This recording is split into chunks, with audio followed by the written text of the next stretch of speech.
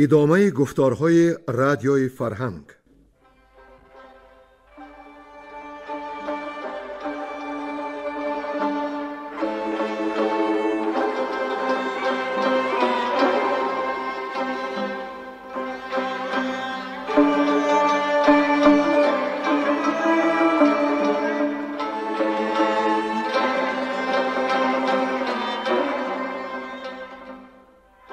بسا رنج بردم در این سال سی، عجم زنده کردم بدین پارسی. بسا رنج بردم در این سال سی، عجم زنده کردم بدین پارسی.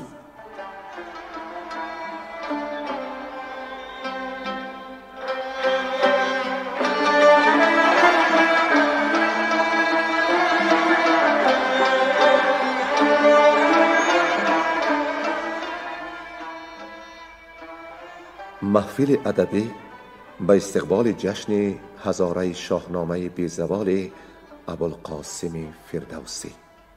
صدر محفل لایق شیرالی.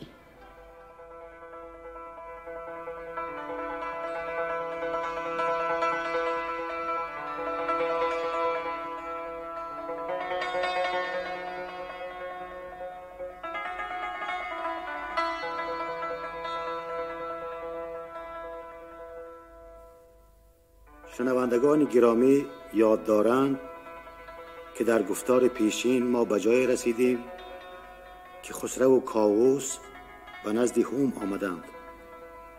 کاووس شاه به یزدان سپاس آورد که رخ مرد یزدان پرست را دید. هوم نیز بر کاووس نماز آورد و قصه از غار گرفتن افراسیاب و از سر رحم و شفقت رها کردنش را باز گفت. آنگاه گرسیوز شوم را آوردند و بر گردنش چرم گاو کردند، چندان که پوستش بدرید، می نالید و زینهار می خواست. آواز او را افراسیاب شنید و از دریا بیرون آمد.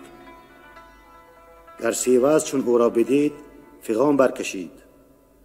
افراسیاب نیز سرشک خونین می ریخت و می گفت که از دست نبیره فریدون بدین دام بلا افتاده است. گرسیوز و افراسیاب چنین اندر گفتگو بودند که از راه جزیره یکی کمندی افکند، سر افراسیاب به بند اندر آمد، از آب بیرونش کشید و به شاهان سپرد و بازگشت. خسرو گردن او را با شمشیر هندی بزد، تنش را به خاک کرد. کاووس با تیغ تیز میان گرسیوز را به دو نیم کرد. سپس کاووس و خسرو به پارس بازگشتند. پس از چندی ایمنی کاووس جهان را پدرود گفت. همه جامه ها سیاه و کبود 40 روز در سوگ او همی بودند. روز 41 کیخسرو به تخت برنشست و فرمود تا جهن افراسیاب را پیش او بیاورند. جهن را آوردند که در سوگ افراسیاب از دیدگانش خون می‌بارید. کیخسرو نیز بسا از افراسیاب یاد کرد و گفت که اگر او به خون ریش سفیدش را سرخ نمی کرد، چنین از بر و بوم ناامید نمی بود. جهن به جان ایمنی یافت، بر خسرو نماز آورد. کیخسرو بر پای خاست، او را بر تخت بر دست راست نشاند و پادشاهی توران را به او داد. همچنین تأکید کرد که از پند او بیرون پای ننهد وگرنه سرش را مثل سر پدرش خواهد برید. جهن این اندرزها را پذیرفت و سوی توران راه گرفت. چون به آیین شاهان به شهر خویش رسید، همه کوی و برزن را درم ریختند. جهن برگاه افراسیاب نشست و در گنج ها باز کرد و همه گنج ها بر گستهم داد تا به کیخسرو ببرد و بگوید که ما بندگان و پرستندگان توییم. چون گستهم نزد کیخسرو رسید و زمین بوسید. کیخسرو از جهن و توران سپاه بپرسید. رستم از جهن درود و نثار فراوان آورد. خسرو آن همه هدیه ها را به ایرانیان ببخشید. همکنون دنباله داستان را بشنوید. گویندگان: ساربان، نظام قاسم، گلنسا زمانی، بیرنگ کوهدامنی و بنده.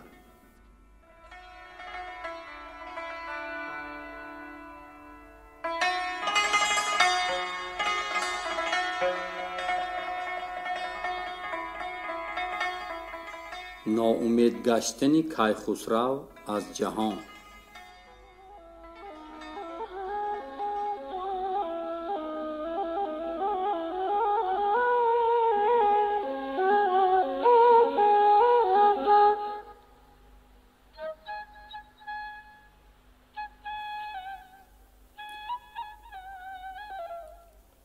پراندیشه شد مایور جان شاه، از آن ایزدی کار و آن دستگاه. همه گفت هر جای آباد بوم، ز هند و ز چین اندرون تا بروم. هم از خاوران تا دری باختر، ز کوه و بیابان و از خشک و تر. سراسر ز بدخواه کردم تهی، مرا گشت فرمان و تختی مهی. جهان از بداندیش بی بیم گشت، فراوان مرا روز بر سر گذشت. ز یزدان همه آرزو یافتم، دیگر دل همه سوی کین تافتم. روانم نباید که آرد منی، بداندیشد و کیش آهرمنی. شوم بدکنیش همچو ضحاک و جم، که با تور و سلم درآیم به هم. ز یک سو ز کاووس دارم نژاد، دیگر سو ز توران پر از کین و باد. چو کاووس و چون جادو افراسیاب، که جز روی کژی ندیدی به خواب. به یزدان شوم ناگهان ناسپاس، بروشن روان اندر آرم هراس. ز من بگسلد فره ایزدی، گرایم به کژی و نابخردی. وزان پس بر آن تیرگی بگذرم، به خاک اندر آید سر و افسرم. به گیتی بماند ز من نام بد، همان پیش یزدان سرانجام بد. تبه گردد این روی و رنگی رخان، بپوسد به خاک اندرون استخوان. هنر کم شود ناسپاسی بجای، روان تیره ماند به دیگر سرای. گرفته کسی تاج و تختی مرا، به پای اندر آورده بختی مرا. ز من مانده نامی بدی یادگار، گلی رنج های کهن گشته خار. من اکنون چو کین پدر خواستم، جهان را به خوبی بیاراستم. بکشتم کسی را که بایست کشت، که بود کژ و با پاک یزدان درشت. به آباد و ویرانه جای نماند، که منشور تیغ مرا بر نخواند. بزرگان گیتی مرا کهترند، اگر چند با تخت و با افسرند. سپاسم ز یزدان که او داد فر، بدین گردشی اختر و پای و پر. کنون آن بهاید که من راه جوی، شوم پیش یزدان پر از آبروی.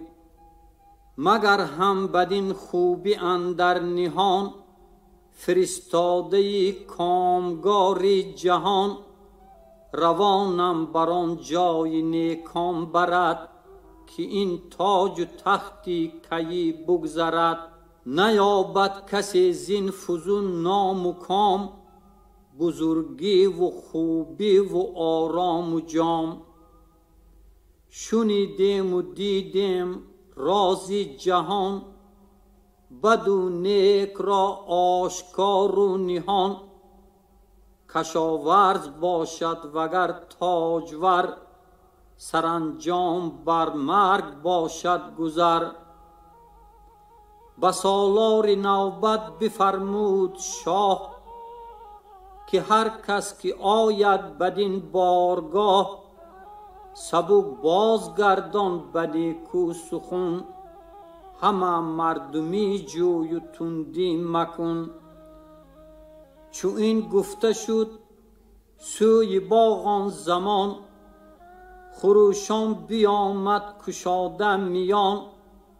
ز بهر پرستش سر و تن بشست، به شمع خرد راه یزدان بجست.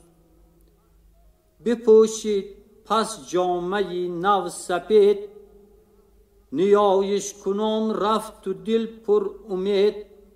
بیامد خرامان به جای نماز، همه گفت با داوری پاک راز. چنین گفت کی برتر از جان پاک، برآرنده آتش و باد و خاک. نگه دار و چند خرد ده مرا، هم اندیشه نیک و بد ده مرا. تو را تا بباشم نیایش کنم، ابر نیکویی ها فزایش کنم. بیامور کرده گناهی مرا، ز کژی بکش دستگاهی مرا. بگردان ز جانم بدی روزگار، همان چاره دیو آموزگار. بدان تا چو کاووس و ضحاک و جم، نگیرد هوا بر روانم ستم. چو بر من ببندد دری راستی، به نیرو شود کژی و کاستی. بگردان ز من دیو را دستگاه، بدان تا ندارد روانم تباه. روانم بدان جای نیکان رسان، نگه دار بر من همین داستان. شب و روز یک هفته بر پای بود، تن آنجا و جانش دیگر جای بود. سری هفته را گشت خسرو نوان، بجای پرستش نبودش توان. به هشتم ز جای پرستش برفت، بری تخت شاهی خرامی تفت.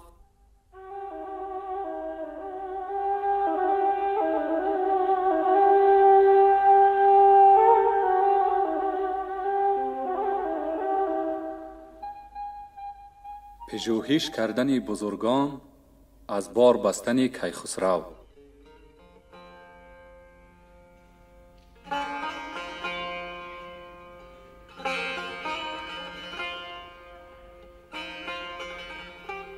همه پهلوانان ایران سپاه، شگفت فرو ماند از کار شاه.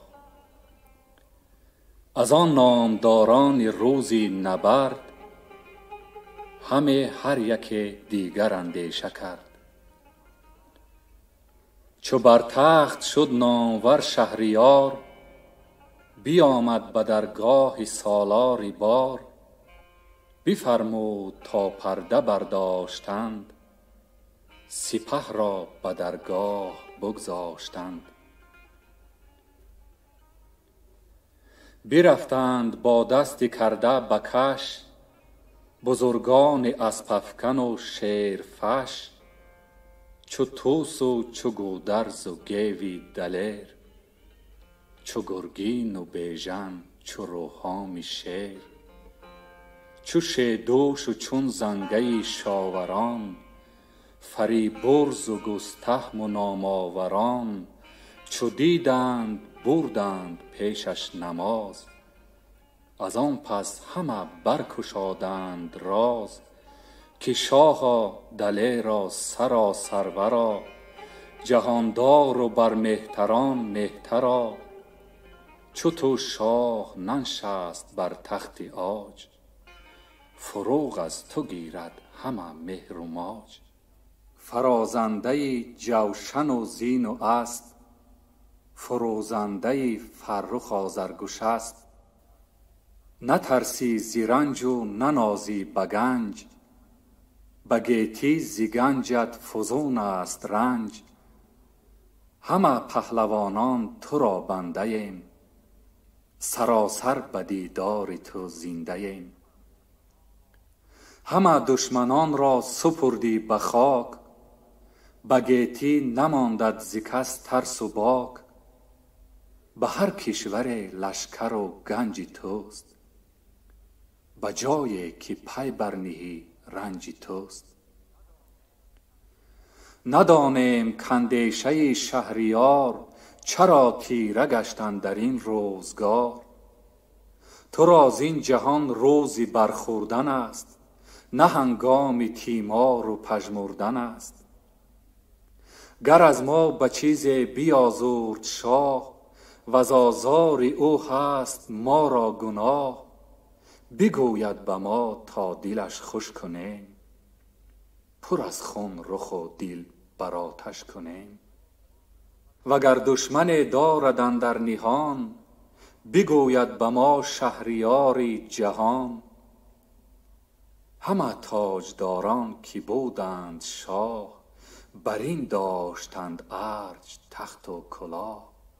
که تا سر ستانند یا سر دهند، چو ترکی دلیران به سر برنهند. نهانی که دارد که گوید به ما، همه چاره آن بجوید به ما. چنین داد پاسخ گرانمایه شاه، که ای پهلوانان جوینده راه. به گیتی ز دشمن مرا نیست رنج، نشد نیز جای پراکنده گنج. نه آزار دارم ز کار سپاه، نه اندر شما هست مردی گناه. ز دشمن چو کینی پدر خواستم، به داد و بدین گیتی آراستم. به گیتی پی خاک تیره نماند، که مهری نگینی مرا بر نخواند. شما تیغها در نیام آورید، بر آیین شمشیر جام آورید. به جای خروشی کمان نای و چنگ، بسازید با باده و بوی و رنگ.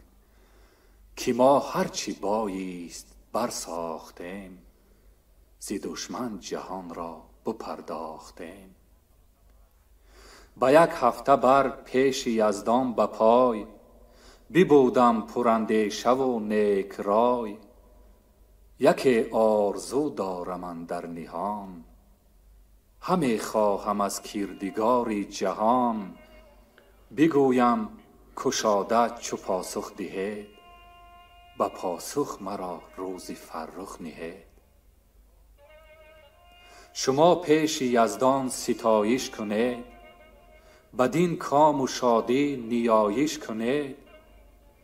که او داد بر نیک و بد دستگاه، ستایش مر او را که بنمود راه. وزان پس همه شادمانی کنید، ز بدها روان بیگمانی کنید. بدانید کین چرخی ناپایدار، نه پرورده داند نه پروردگار. همه پرورد پیر و برنا به هم، از او داد بینیم و هم زو ستم. همه پهلوانان ز نزدیک شاه، برون آمدند از غمان دل تباه. به سالار بار آن زمان گفت شاه، که بنشین پسی پرده بارگاه. کسی را مده بار در پیش من، ز بیگانگان مردم و خویش من. بیامد به جای پرستش به شب، به داداری دارنده بگشاد لب. همه گفت کی برتر از برتری، فزاینده پاکی و بهتری. تو باشی بمینو مرا رهنمای، چو من بگذرم زین سپنجی سرای. به کژی دلم هیچ ناتافته، روان جای روشن دلان یافته.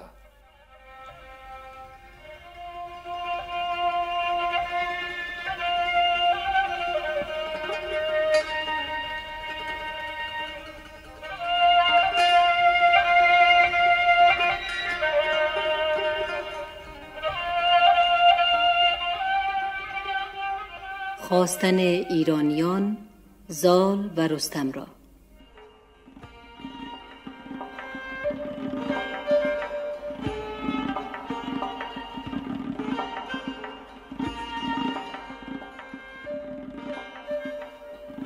چو یک هفته بگذشت و ننمود روی، برآمد بسی غلغل و گفتگوی.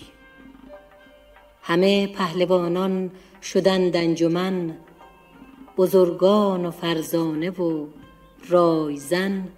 چو گودرز و چون طوس نوذر نژاد، سخن رفت چندی ز بیداد و داد. ز کردار شاهان برترمنش، ز یزدان پرستان و از بدکنش. همه داستانها زدند از مهان، بزرگان و فرزانگان جهان. پدر گیو را گفت کای نیک بخت، همیشه پرستنده تاج و تخت. از ایران بسی رنج برداشتی، بر و بوم و پیوند بگذاشتی. به پیش آمد اکنون یکی تیره کار، که آن را نشاید که داریم خوار. بباید شدن سوی زابلستان، سواری فرستی به کابلستان. به زال و به رستم بگویی که شاه، ز یزدان بپیچید و گم کرد راه. در بار بر نامداران ببست، همانا که با دیو دارد نشست. بسی خواهش و پوزش آراستیم، همی زان سخن داد از او خواستیم. فراوان شنید ایچ پاسخ نداد، دلش خیره بینیم و سر پر ز باد. بترسیم کو همچو کاووس شاه، شود کژ و دیوش بپیچد ز راه. شما پهلوانید و داناترید، به هر بودنی بر تواناترید. کنون هر که دارید پاکیزه رای، ز قانوج و از دنبر و مرغ و مای. ستاره شناسان کابلستان، همه پاک رایان زابلستان. به ایران خرامید و با خویشتن، بیارید از این در یکی انجمن. شد این پادشاهی پر از گفتگوی، چو پوشید خسرو ز ما رای و روی. فکندیم هر گونه‌ای رای بن، ز دستان گشاید همی این سخن. سخنهای گودرز بشنید گیو. ز لشکر گزین کرد مردان نیو. برآشفت و اندیشه اندر گرفت، از ایران ره سیستان برگرفت. چون نزدیک دستان و رستم رسید، بگفت آن شگفتی که دید و شنید. غمی گشت و با نامور زال، گفت که گشتیم با رنج بسیار جفت. به رستم چنین گفت که از بخردان، ستاره شناسان و هم موبدان، ز کابل بخواه و ز زابل بخواه، بدان تا بیایند با ما به راه. شدند انجمن موبدان و ردان، هشیوار دلها و هم بخردان. همه سوی دستان نهادند روی، ز زابل به ایران شده پوی پوی. جهاندار بر پای بد 7 روز، به 8م چو بفروخت گیتی فروز. ز در پرده برداشت سالار بار، نشست از بر تخت زر شهریار. همه پهلوانان ابا موبدان، برفتند نزدیک شاه جهان. فراوان ببودند پیشش به پای، بزرگان با دانش و پاک رای. جهاندار چون دید بنواختشان، به رسم کیان جایگه ساختشان. از آن نامداران خسرو پرست، کس از پای ننشست و نگشاد دست. گشادند لب کی سپهر روان، جهاندار و بیدار و روشن روان.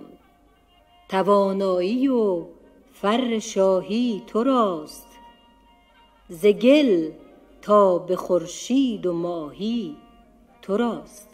همه بودنی ها به روشن روان، بدانی به گردان به دانش زبان.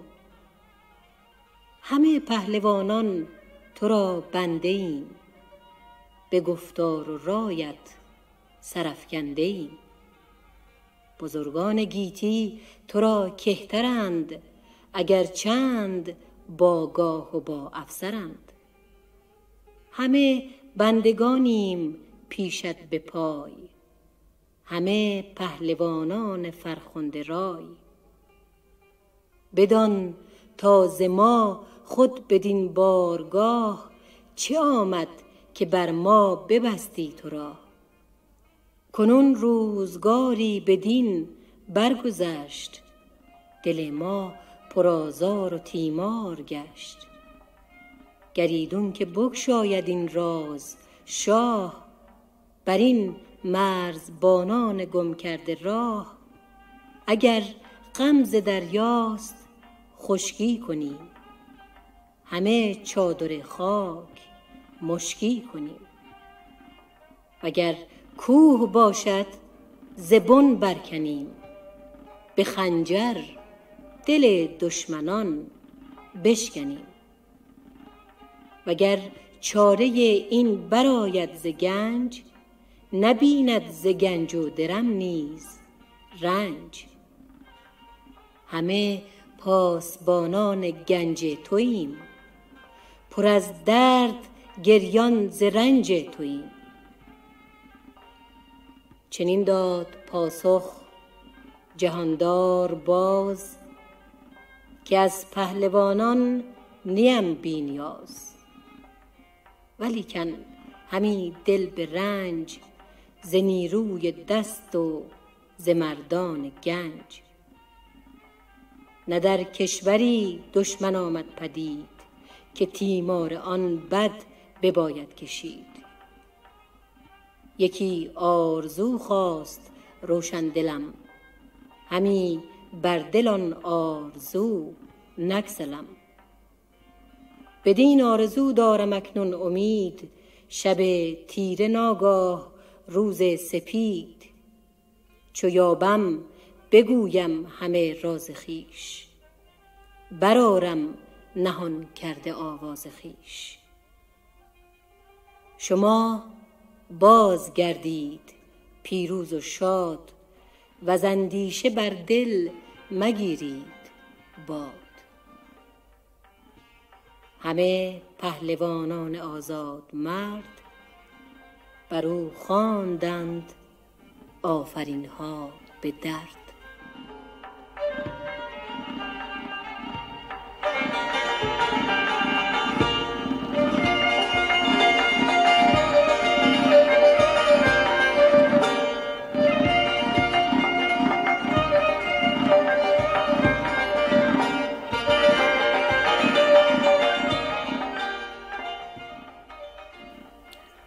در خواب دیدن کیخسرو سروش را.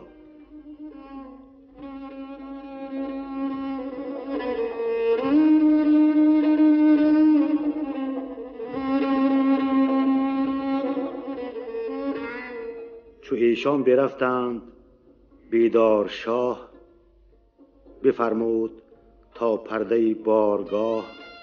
فرو هشت و بنشست در بام بدر، به نومیدی از شاه پیروزگر.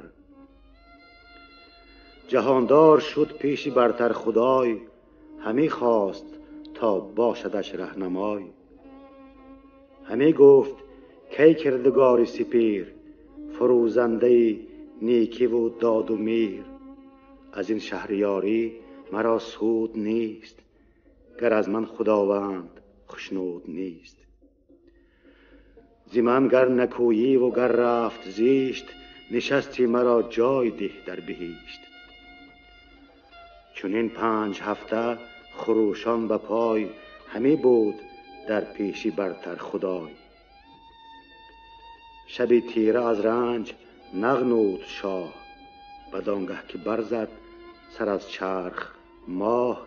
بخفت و روشن روانش نخفت، که اندر جهان با خرد بود جفت. چنان دید در خواب کو را به گوش، نهفته بگفتی خجسته سروش. که ای شاه نیک اختری نیک بخت، بسوده بسی یاره و تاج و تخت. کنون آنچه جستی همه یافتی، اگر زین جهان تیز بشتافتی. به همسایگی داوری پاک جای، بیابی در این تیرگی در مپای. چو بخشی به ارزانیان بخش گنج، کسی را سپارین سرای سپنج. توانگر شوی چون که درویش را، نوازی و هم مردم خیش را. کسی گردد ایمن ز چنگی بلا، که یابد رها زندن اژدها. هر آن کس که از بهر تو رنج برد، چنان دان که رنج از پی گنج برد. ببخش و به ارزانیان بخش چیز، که ایدر نمانی تو بسیار نیز. سری تخت را پادشاهی گزین، که ایمن شود مور از او بر زمین. چو گیتی ببخشی میاسای هیچ، که آمد تو را روزگاری بسیج. ز لهراسپ آید بدینسان هنر، بدو ده تو شاهی و تخت و کمر. چنان چون بجستی ز یزدان تو جای، و بی مرگ برخیز و آنجا گرای. بسی چیزی دیگر نهانی بگفت، وزان آگهی آمد او را شگفت. چو بیدار شد رنج دیده ز خواب، ز خوی دید جای پرستش پرآب. همی بود گریان و رخ بر زمین، همی خواند بر کردگار آفرین.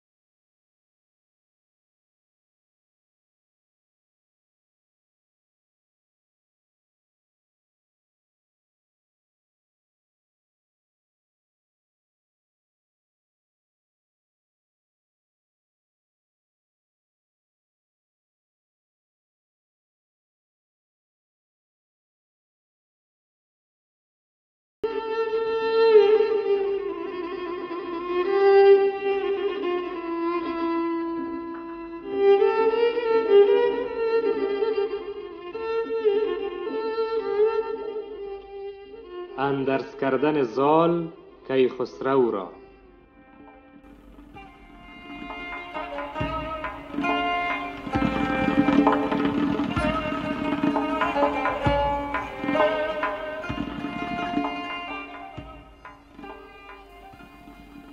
ششم هفته را زال و رستم به هم رسیدند، بی کام و دل پر ز غم.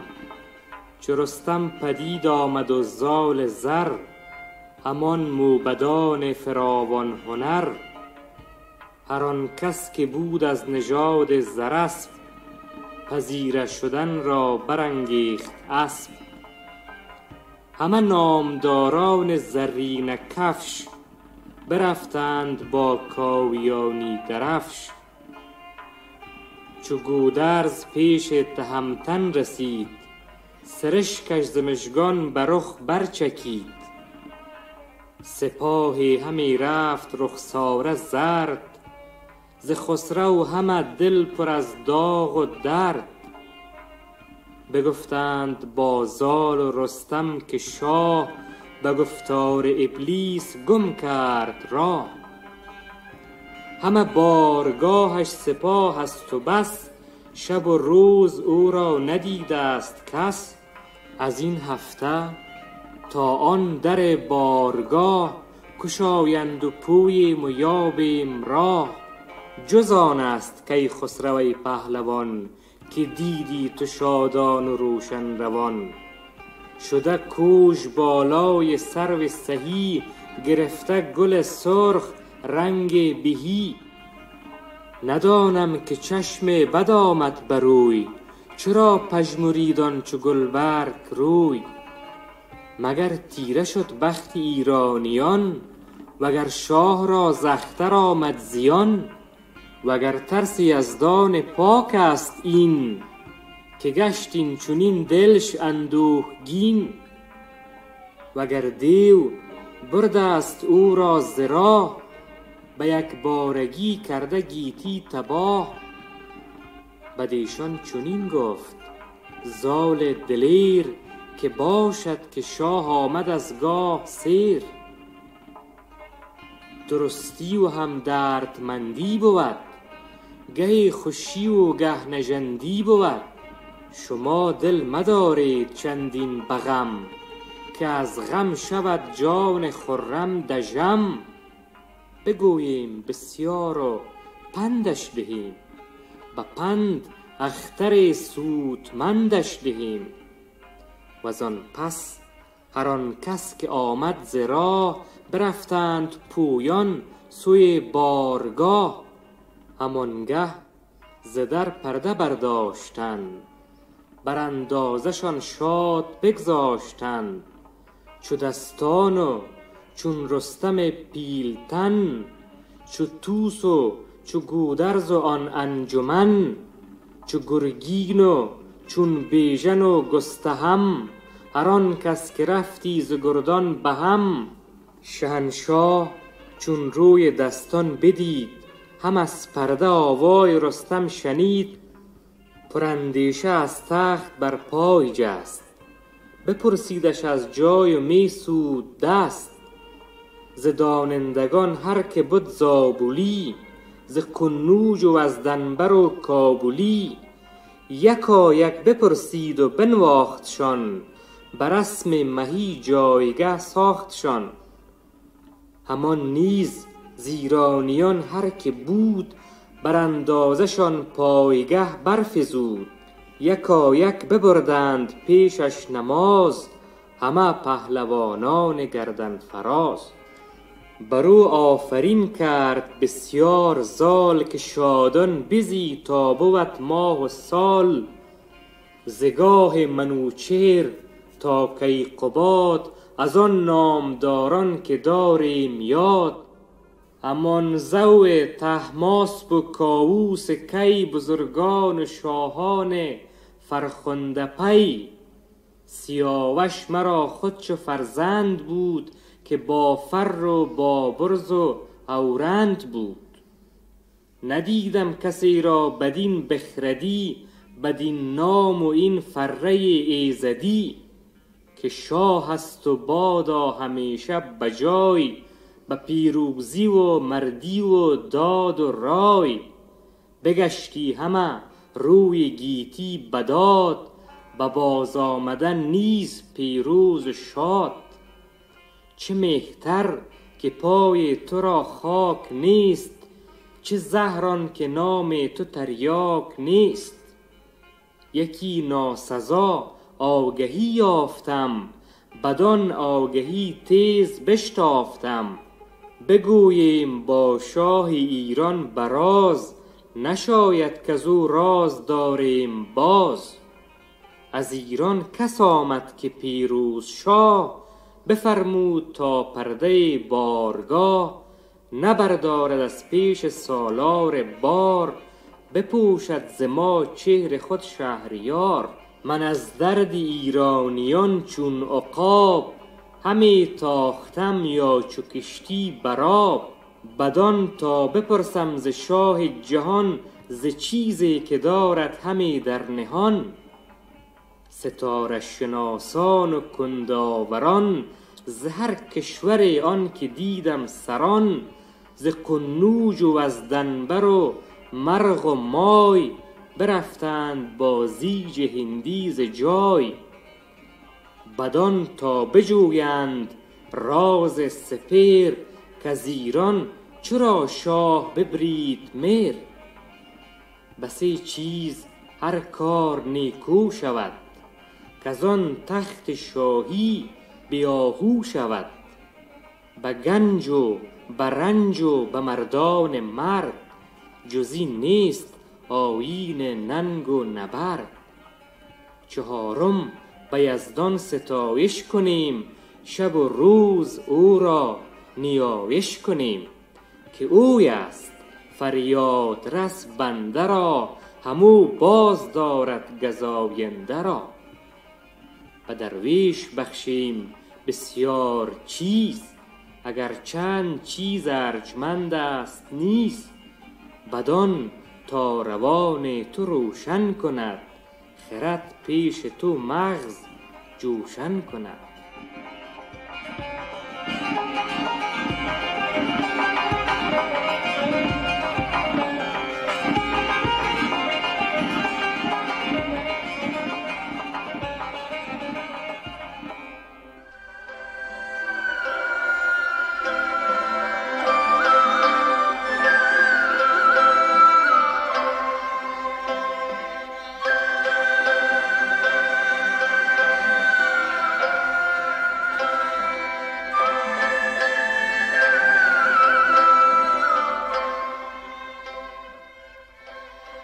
شما محفل ادبی را به استقبال جشن هزاره شاهنامه ابوالقاسم فردوسی شنیدید. انجام گفتار ادبی